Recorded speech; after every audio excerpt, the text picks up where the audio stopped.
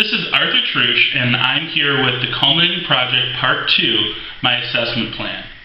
And this lesson is going to be about ancient civilizations with a specific focus on Macedonia.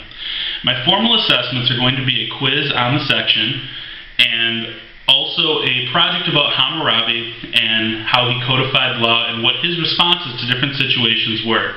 And the students are going to play around with that a little bit and come up with their own responses to the same situations that Hammurabi ruled on. My informal assessments are going to be the journals that I give at the end of each class, along with the exit slips that I sometimes slip in as well, so that I can gauge how well students are understanding the things that are going on in class on a daily basis. I'm also going to use formative assessment tools during instruction so that I can kind of gauge that same, how well they're understanding by, asking questions, making sure that students are engaging me in conversations and things of that nature.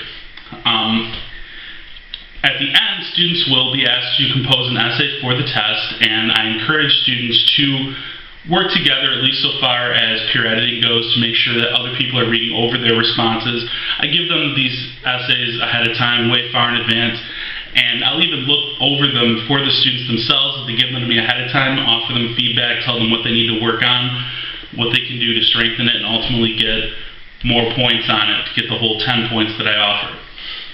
In terms of DL and his RTI plan, calls for him to have preferential seating. I'll seat DL towards the front of the room, and I'll make sure that he's surrounded by strong students so that if he needs support from somebody, it's always available and that there's not going to be many distractions around him. I'll also make sure that DL has access to notes and material that he misses when he is absent, because that is one of the big things that we've noticed with him is his attendance. So it's very important that he has access to those things so that he doesn't get far behind and that he has an opportunity to get himself caught up when he does miss.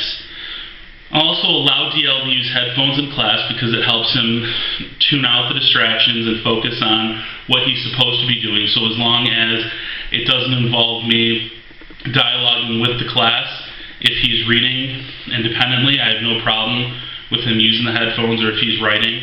I'll also make sure that DL can work with and has access to a teacher consultant or a graduation coach if he needs it. It's in his plan that if he wants to work with one of those people, he's allowed to. All he has to do is let me know.